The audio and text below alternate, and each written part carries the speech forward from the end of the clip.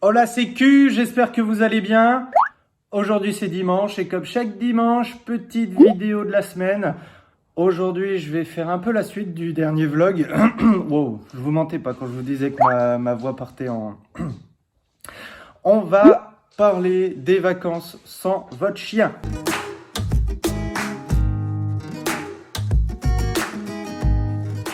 Alors oui, j'ai pris un chien, c'est pour pouvoir partir en vacances avec lui. Maintenant, je suis pas fan de l'avion. Je suis pas fan de l'avion pour les chiens. Oh mon Dieu, ça va être terrible ça. Yes. Je suis pas fan de filer des cachetons à son chien pour le foutre en soute et tout. Du coup, une fois par an avec Julie, quand on part en vacances, il faut bien que quelqu'un garde Olive. Donc si vous avez eu le courage de regarder mon dernier vlog jusqu'à la fin, si c'est pas fait, je vous le mettrai dans la description. Je vous ai dit que je filais Olive à ma mère. Alors effectivement, ça c'est super pratique. Alors tout le monde n'a pas la possibilité d'avoir quelqu'un qui apprécie de garder un chien. Deux, trois petits conseils pour ça, pour pouvoir partir justement en vacances sans son chien. Si vous pouvez, prenez-le avec. Hein. Nous, quand on prend la voiture, c'est pas compliqué. Olive est avec nous. Quand on va à la mer, quand on va peu importe où, en France, voire même à l'étranger en voiture, parce qu'on compte aller en Italie en voiture avec Olive, ce genre de choses, on la prend avec nous. Mais quand c'est pas le cas, effectivement, ma mère la garde. C'est super pratique. Elle l'a gardé 10 jours pendant qu'on était au Monténégro l'été dernier. Si c'est pas le cas, vous avez des pensions pour animaux. Souvent, ils gardent les chiens et les chats. Qu'est-ce que je pourrais vous dire? C'est un peu comme la vidéo sur comment choisir un bon élevage. Allez-y, allez voir. Du coup, c'est tout con, hein, mais nous, ce qu'on a fait avec Julie, avant même d'avoir Olive, on s'est dit pourquoi pas, on sait jamais ce qui peut se passer, tout ça. On est allé voir, c'est-à-dire on a débarqué dans une pension sans prendre rendez-vous, rien du tout, où on a toqué à la porte, on a dit oui, bonjour, on va avoir un chien. Du coup, comment ça se passe? Est-ce que c'est possible de visiter? Est-ce que c'est possible de voir comment ça fonctionne chez vous, de voir qui est là, qui bosse chez vous, etc. Et effectivement, la dame nous a ouvert leurs portes, elle nous a fait visiter et elle nous a expliqué comment tout fonctionnait. Donc ça a duré une bonne heure, voire plus, sans prendre rendez-vous. Comme ça, on est arrivé à l'arrache, sans même avoir de chien, et elle a accepté de nous faire voir.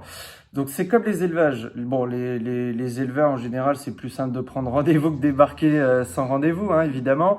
Mais eux, ils bossent tous les jours. Donc je pense qu'il y a moyen de débarquer sans prendre rendez-vous. S'ils refusent de vous voir, c'est qu'il y a un problème.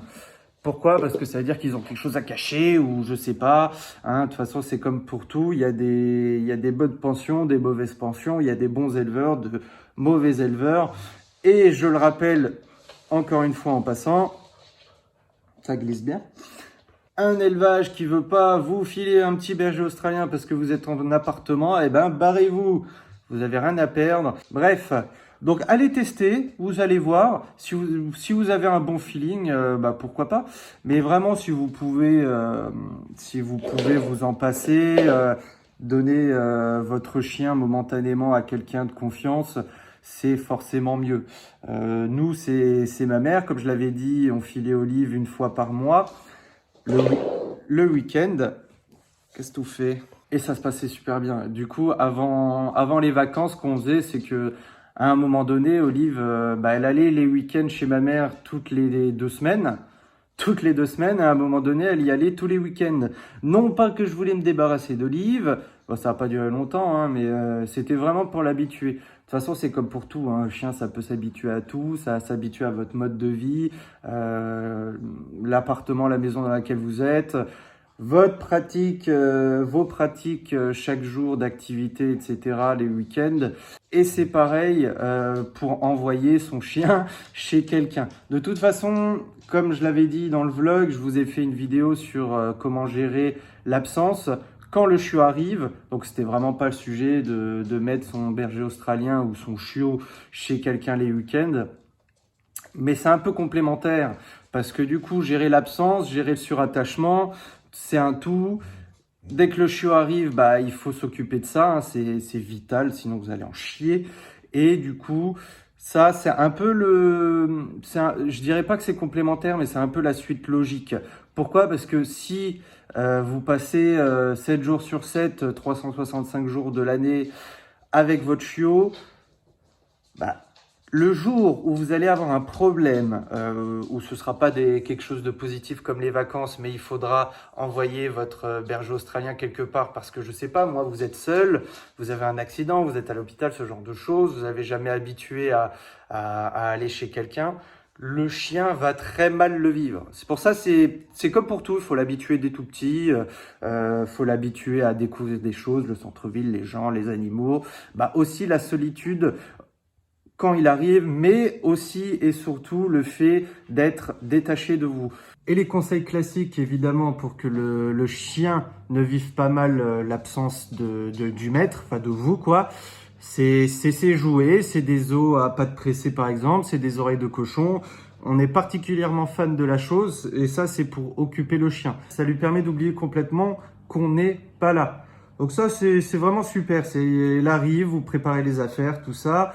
Ne dites pas au revoir, hein. C'est comme quand vous voulez aller travailler, quand le chiot arrive chez vous. C'est super important. C'est pas pour autant qu'il va vous faire la gueule, c'est pas pour autant qu'il va très mal le prendre. Si jamais vous le faites pas en avance, c'est le jour où ça va arriver qu'il va très mal le vivre, hein. Nous, Olive, la première fois que c'est arrivé, c'était volontaire, hein, mais du coup, elle a pleuré pendant une petite heure, c'est ce que ma mère m'a dit. Néanmoins, les fois suivantes, elle a pas pleuré, vous voyez, hein, c'est comme la première nuit, il faut juste pas craquer, c'est tout. Donc c'est super important, c'est pour ça que je voulais faire une petite vidéo tranquille, la dernière le dimanche de l'année 2019, où on est posé, on est en vacances, j'espère que vous passez d'ailleurs de super bonnes vacances. On se rapproche des 1400 abonnés, merci à tous. J'espère encore une fois que vous passez de bonnes vacances, vous avez passé un super Noël, vous avez été gâtés dans la mesure du possible. Pour ceux qui l'ont pas fait, abonnez-vous. Ça, c'est un peu le cadeau de Noël que vous pouvez me faire. Un petit pouce bleu, ça fait toujours plaisir. Merci à ceux qui commentent. N'hésitez pas à nous suivre sur Instagram et sur TikTok. Ça marche vachement mieux d'ailleurs sur TikTok. Les liens sont dans la description. Écoutez, moi je vous dis à mercredi, hein, pour fêter le nouvel an ensemble. Ça va être bien. La bise!